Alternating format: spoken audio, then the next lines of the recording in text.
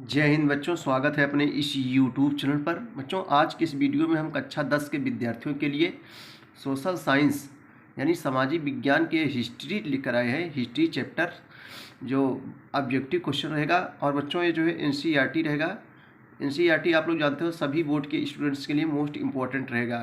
तो चलिए हम लोग कक्षा 10 के विद्यार्थियों के लिए इतिहास के ऑब्जेक्टिव क्वेश्चन जितने भी इम्पोर्टेंट हम लोग देखेंगे एक तरफ से। तो पहला क्वेश्चन बच्चों आपके सामने है, वह विकल्पी।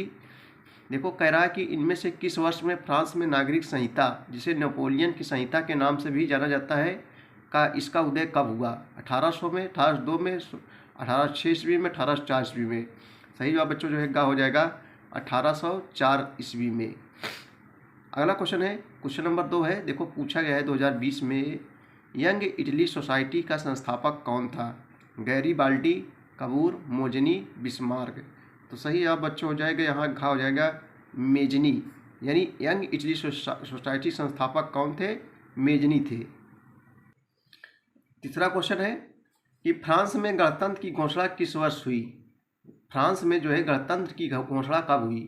1815 ईस्वी में, 1830 ईस्वी में, 1847 ईस्वी में, 1871 ईस्वी में? सही जवाब बच्चों जो है गा हो जाएगा 1848 में फ्रांस में गणतंत्र की घोषणा हुई। अगला क्वेश्चन देखेंगे, निम्न में से किस संधि के फलस्वरूप यूनान को एक स्वतंत्र राष्ट्र के रूप में मान्यता मिली?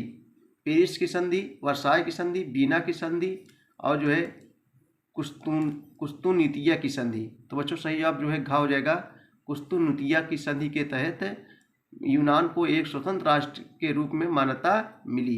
अगला क्वेश्चन है, चलिए बच्चों हम लोग नेक्स्ट क्वेश्चन देखेंगे कि निम्न में से या किसका कथन है, जब फ्रांस छींकता है तो बाकी यूरोप की सर्दी जुकाम हो जाता है? ये जो है किसका कथन है? मैटरनिक का, कबूर का, मेसनी का, बिस्मार्क का? सही जवाब बच्चों ये का हो जाएगा मैटरनिक का। मैटरनिक कहते हैं कि जब फ्रांस छींकता है तो बाकी यूरोप को सर्दी जुकाम होता है। ये जो है मैटरनिक का कथन है। अगला क्वेश्चन है कि फ्रांस की क्रांति हुई थी। क्रांति मीन्स होता है बच्चों एकाएक परिवर्तन, एकाएक बदलाव। देखो कई वर्षों से परीक्षाओं में पूछा जा रहा है, 2024 बोर्ड एग्जाम के लिए मोस्ट इंपॉर्टेंट रहेगा। फ्रांस की क्रांति कब हुई या करके पूछेगा फ्रांस की क्रांति का प्रारंभ किस वर्ष हुआ? तो बच्चों फ्रांस की क्रांति जो हुई थी ये जो है 1789 ईस्वी में हुई थी। अगला देखें क्वेश्चन, देखो सब क्वेश्चन पूछे गए परीक्षाओं में। राष्ट्रवाद का प्रारंभ जिस देश में हुआ वह है, या राष्ट्रवाद का प्रारंभ सर्वप्रथम किस देश में हुआ? तो राष्ट्रवाद का प्रारंभ बच्चों सर्वप्रथम जो है फ्रांस में हुआ। हम जानते हैं कि राष्ट्रवाद क्या है बच्चों, अपने देश के प्रति कोई भी देश अपने देश के प्रति लगाव रखता है, प्रेम रखता है, वही राष्ट्रवाद कहलाता है। तो बच्चों राष्ट्रवाद का जो प्रारंभ हुआ था वो फ्रांस में हुआ था। कहाँ हुआ था? फ्रांस में। फ्रांस की राजधानी क्या है बच्चों? पेरिस है, यानी फ्रांस की राजधानी कहाँ है? पेरिस में है। फैशन की नगरी किसे कहते हैं? पेरिस को कहते हैं। अगला क्वेश्चन है कि जर्मनी को किस वर्ष एक स्वतंत्र राज्य घोषित किया गया? जर्मनी जिसकी राजधानी जो है बर्लिन है। जर्मनी बच्चों किस महाद्वीप का देश है? ये यूरोप महाद्वीप का देश है। तो जर्मनी को किस वर्ष एक स्वतंत्र राज्य घोषित किया गया? तो सही जवाब जो है हो जाएगा 1871 ईस्वी में। देखो बच्चों जर्मनी में एक नदी बहती है जो दुनिया की सबसे व्यस्त नदी है, जिसका नाम है राइन नदी। राइन नदी कहाँ बहती है? ये जो है जर्मनी में बहती है, जो दुनिया की सबसे व्यस्त नदी है और दुनिया का सबसे अधिक व्यापार जो है राइन नदी में होता है। तो जर्मनी को किस वर्ष एक स्वतंत्र राज्य घोषित किया गया? 1871 ईस्वी में। अगला क्वेश्चन है, देखो ये भी कई वर्षों से लगातार पूछा जा रहा है कि जर्मनी का एकीकरण का श्रेय इनमें से किसे दिया जाता है? या करके पूछेगा जर्मनी के एकीकरण में मुख्य भूमिका किसकी थी? दोनों क्वेश्चन वही है, थोड़ा घुमा के दिया है। देखो कई वर्षों से परीक्षाओं में पूछा जा रहा है। तो बच्चों यहाँ सही जवाब का हो जाएगा ऑटो वान बिस्मार्क। क्या हो जाएगा? ऑटो वान बिस्मार्क हो जाएगा। नेपोलियन का संबंध किस देश से था? चलिए अगला क्वेश्चन देखेंगे, नेपोलियन का संबंध किस देश से था? Germany, Italy, France, England? बच्चों नेपोलियन जो संबंध था ये फ्रांस से था। किससे था? फ्रांस देश से संबंधित था। इटली का एकीकरण किसके नेतृत्व में हुआ था? मोस्ट इंपॉर्टेंट क्वेश्चन है, परीक्षाओं में पूछा गया है। ज्यूसेppe गैरीबाल्डी। सही जवाब यहाँ का हो जाएगा इटली का एकीकरण किसके नेतृत्व में किया गया था?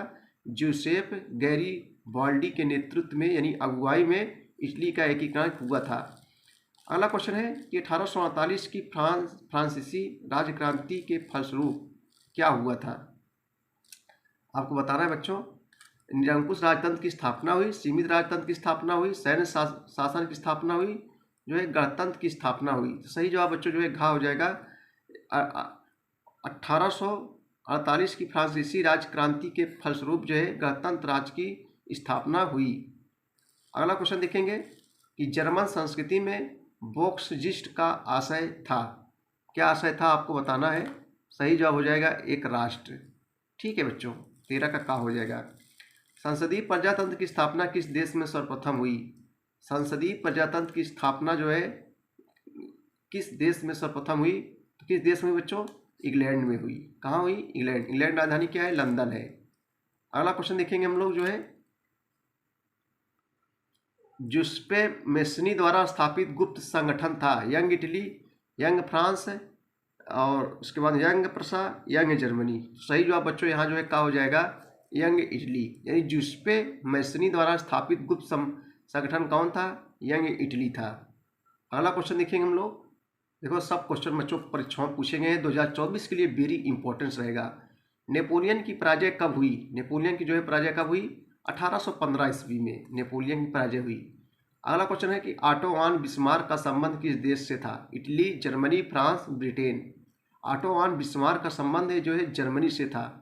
कहाँ से था बच्चों, जर्मनी। निम्नलिखित में से किसे जो है 1871 में जर्मनी का प्रथम सम्राट घोषित किया गया। निम्नलिखित में से किसे 1871 में जर्मनी का प्रथम सम्राट घोषित किया गया, विलियम प्रथम को। विलियम प्रथम को 1871 ईस्वी में जर्मनी का जो है प्रथम सम्राट घोषित किया गया बच्चों। सही जवाब जो है का हो जाएगा। चलिए अगला क्वेश्चन देखेंगे हम लोग। 1789 में फ्रांस किस प्रकार का राज्य था। 1789 में जो है जब फ्रांसीसी क्रांति हुई थी तो फ्रांस किस प्रकार का राज्य था, तो बच्चों सीमित राजतंत्र। सही जवाब यहाँ जो है खा हो जाएगा, सीमित राजतंत्र था। चलिए अब हम लोग भारत का राष्ट्रवाद दूसरा चैप्टर्स का जितने भी इंपॉर्टेंट ऑब्जेक्टिव क्वेश्चन है हम लोग देखेंगे। दूसरा चैप्टर से इतिहास का भारत का राष्ट्रवाद। पहला क्वेश्चन है बच्चों महात्मा गांधी। आप सभी बच्चे पढ़े होंगे, महात्मा गांधी बचपन से पढ़ते आए होंगे तो बहुत कठिनाइयाँ नहीं होनी चाहिए। महात्मा गांधी दक्षिण अफ्रीका से वापस लौटे थे तो 1915 ईस्वी में वापस लौटे थे महात्मा गांधी। देखो पूछा गया परीक्षाओं में। सबने अवज्ञा आंदोलन में महात्मा गांधी ने नमक को अत्यधिक महत्व क्यों दिया। नमक का प्रयोग अमीर गरीब सभी करते थे। ठीक है बच्चों, यही सही हो जाएगा। नमक का प्रयोग जो है गरीब और अमीर सभी करते थे। अगला क्वेश्चन देखेंगे हम लोग। 13 अप्रैल 1919 किस घटना से संबंधित है। ये भी सरला है बच्चे, हमारे कई वर्षों परीक्षाओं पूछा जा रहा है। देखो 13 अप्रैल 1919 किस घटना संबंधित है, तो जलियांवाला बाग हत्याकांड। जलियांवाला बाग हत्याकांड कब हुआ, 13 अप्रैल 1919 को। कहाँ हुआ था बच्चों, ये जो है अमृतसर में हुआ था। अमृतसर में हुआ था जलियांवाला बाग। अब किसने गोली चलवाई थी, जनरल डायल ने जो है गोली चलवा दिया था। जा से जनरल डायल और जा से जलियांवाला। ठीक से याद कर लेंगे कि जा से जलियांवाला, जा से जनरल डायल। जलियांवाला बाग हत्याकांड में किसने गोली चलवाया था, जनरल डायल ने गोली चलवाया था, अंग्रेज अधिकारी। 13 अप्रैल 1919 घटना है। कहाँ हुआ था जलियांवाला बाग हत्याकांड, अमृतसर में हुआ था। अगला क्वेश्चन है कि महात्मा गांधी ने असहयोग आंदोलन कब जो है प्रारंभ किया, तो बच्चों बहुत सरला क्वेश्चन है, 1920 ईस्वी में। असहयोग, हमें सहयोग नहीं है, यानी महात्मा गांधी ने असहयोग आंदोलन कब शुरुआत किया, 1920 में। पूना पैक्ट किन दो नेताओं के बीच हुआ था। पूना पैक्ट तो बच्चों दलितों के लिए संबंधित था, गांधी जी और अंबेडकर के बीच, यानी दलितों के लिए कानून से संबंधित था। पूना पैक्ट किन दो नेताओं के बीच हुआ था, तो गांधी जी और डॉक्टर भीमराव अंबेडकर के बीच जो है पूना पैक्ट हुआ था। अगला क्वेश्चन है सविनय अवज्ञा आंदोलन कब चलाया गया। मोस्ट इंपॉर्टेंस है, लगातार 2 वर्षों से पूछा जाए परीक्षाओं में। सविनय अवज्ञा आंदोलन जो गांधी जी द्वारा चलाया गया था, ये बच्चों 1930 ईस्वी में सविनय अवज्ञा आंदोलन की शुरुआत हुई थी भैया। भारत के लिए डोमिनियन स्टेट का ऐलान किसके द्वारा किया गया।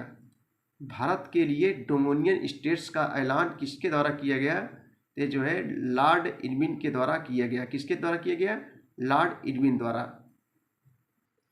अगला क्वेश्चन है कि सविनय अवज्ञा आंदोलन की शुरुआत किस महत्वपूर्ण घटना के साथ की गई। सविनय अवज्ञा आंदोलन की शुरुआत किस महत्वपूर्ण घटना के साथ की गई, तो सही जवाब क्या हो जाएगा बच्चों, नमक कानून तोड़कर। नमक कानून तोड़कर जो है सविनय अवज्ञा आंदोलन की शुरुआत की गई।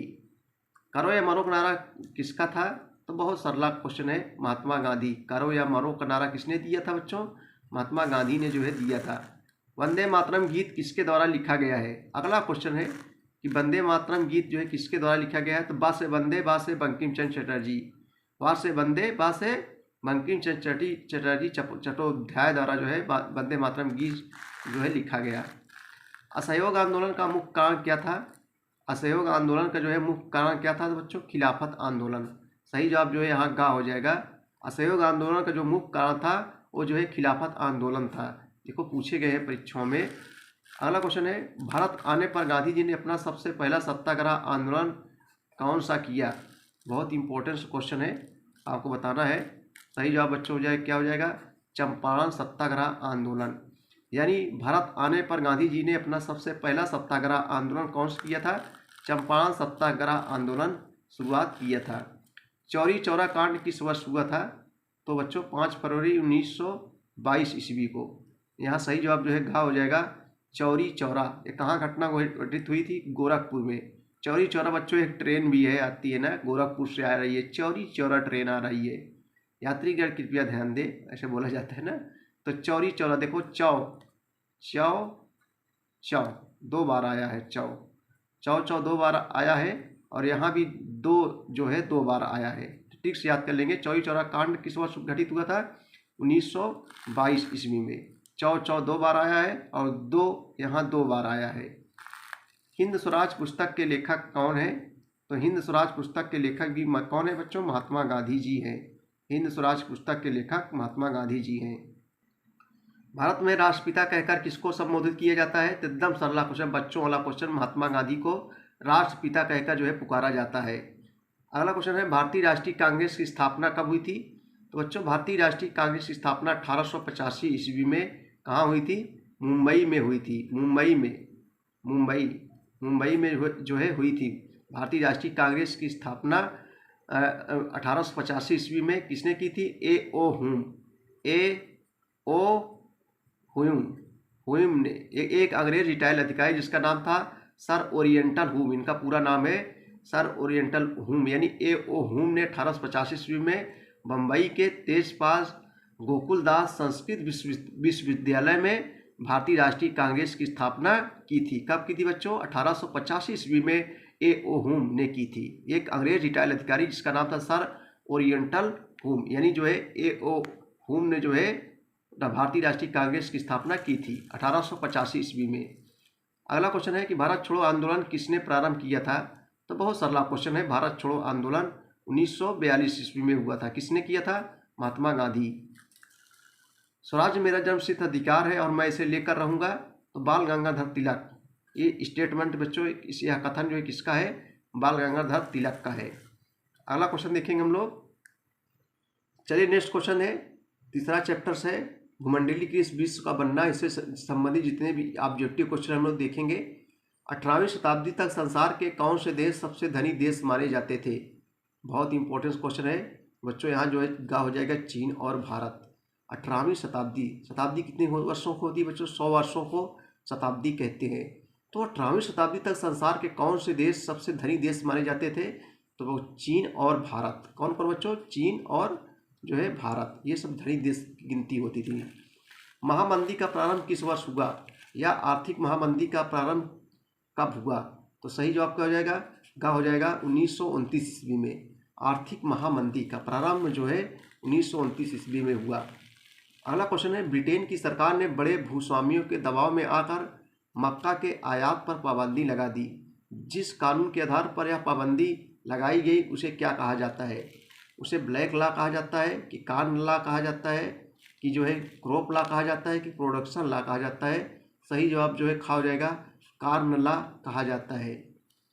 अगला क्वेश्चन है कि जमीन को उपजाऊ बनाकर गेहूं व कपास की खेती हेतु कैनाल कॉलोनी कहाँ बनाई गई? तो ये जो है पंजाब में बनाई गई। सही जवाब जो है यहाँ गा हो जाएगा। कैनाल मीन्स क्या होता है बच्चों? नहर होती है। अगला क्वेश्चन देखेंगे, यूरोपीय देशों ने मानचित्र पर लकीरें खींचकर किस महाद्वीप का आपस में बंटवारा कर लिया? आपको बताना है। तो सही जवाब बच्चों क्या हो जाएगा? अफ्रीका महाद्वीप। यूरोपीय देशों ने मानचित्र पर लकीरें खींचकर किस महाद्वीप का आपस में बंटवारा कर लिया, जिसका नाम था अफ्रीका महाद्वीप।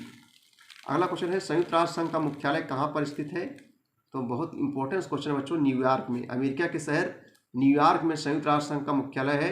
इसकी स्थापना कब हुई थी? 24 अक्टूबर 1945 ईस्वी को, 1945 ईस्वी को संयुक्त राष्ट्र संघ की स्थापना हुई थी। संयुक्त राष्ट्र संघ बच्चों ये जो है दुनिया का सबसे बड़ा अंतर्राष्ट्रीय संगठन है। इसमें वर्तमान में 193 सदस्य देश हैं। यानी विश्व में शांति व्यवस्था बनाए रखने के लिए, द्वितीय विश्व युद्ध के बाद विश्व में शांति व्यवस्था बनाए रखने के लिए संयुक्त राष्ट्र संघ की स्थापना हुई। ये दुनिया का सबसे बड़ा अंतर्राष्ट्रीय संगठन है। इसकी स्थापना जो है 24 अक्टूबर 1945 को हुई थी बच्चों। इसका मुख्यालय यानी हेडक्वार्टर कहाँ है? अमेरिका के शहर जो है न्यूयॉर्क में स्थित है। इतनी जानकारी आप लोग को होनी चाहिए। अफ्रीका में किस बीमारी के प्रसार से अधिकांश जानवरों की जो है मृत्यु हो गई थी? यानी अफ्रीका में किस बीमारी के प्रसार से अधिकांश जानवरों की जो है मृत्यु हो गई? बच्चों यहाँ सही जवाब खा हो जाएगा रिंडरपेस्ट। कौन सी बीमारी? रिंडरपेस्ट। अगला क्वेश्चन है कि अनुबंध व्यवस्था और किस नाम से जाना जाता है? तो सही जवाब जो है घा हो जाएगा नई दास प्रथा। अनुबंध व्यवस्था को और किस नाम से जाना जाता है? तो नई दास प्रथा के नाम से जाना जाता है। यहाँ सही जवाब जो है घा हो जाएगा। चलिए अगला क्वेश्चन देखेंगे हम लोग। 1914 से 1919 के बीच विश्व के शक्तिशाली देशों की आपसी औपनिवेशिक प्रतिस्पर्धा और उनके साम्राज्यवादी इरादों के कारण कौन सा युद्ध हुआ था? तो बच्चों प्रथम विश्व युद्ध हुआ था, जो 1914 से लेकर 1918 तक चला था। 1914 से 1919 के बीच विश्व के शक्तिशाली देशों के आपसी औपनिवेशिक प्रतिस्पर्धा और उनके बीच साम्राज्यवादी इरादों का कौन सा युद्ध हुआ था? प्रथम विश्व युद्ध चला था, जो 14 से लेकर 19 तक चला था। युद्धोत्तर अमेरिकी अर्थव्यवस्था को उन्नत बनाने में किस कार निर्माता को बृहद उत्पादन पद्धति का योगदान रहा? तो सही जवाब हो जाएगा क्या हो जाएगा? हेनरी फोर्ड का। निम्नलिखित में से कौन सा देश केंद्रीय शक्तियों में सम्मिलित था? ब्रिटेन, फ्रांस, जर्मनी, रूस। सही जवाब बच्चों हो जाएगा जर्मनी। निम्नलिखित में से कौन सा देश केंद्रीय शक्तियों में सम्मिलित था? जिसका नाम था जर्मनी। संयुक्त राष्ट्र संघ की स्थापना कब हुई थी? तो बच्चों अभी हमने बताया 1945 ईस्वी में। इसका हेडक्वार्टर मुख्यालय कहाँ है? न्यूयॉर्क में है। प्रथम विश्व युद्ध का प्रारंभ हुआ था। प्रथम विश्व युद्ध प्रारंभ हुआ कब प्रारंभ हुआ? 1914 में प्रारंभ हुआ। देखो कई वर्षों परीक्षाओं पूछा जा गया है। विश्व युद्ध बच्चों जो पूरे विश्व में युद्ध चल रहा था। ठीक है, तो ये थे ऑब्जेक्टिव क्वेश्चन हिस्ट्री के।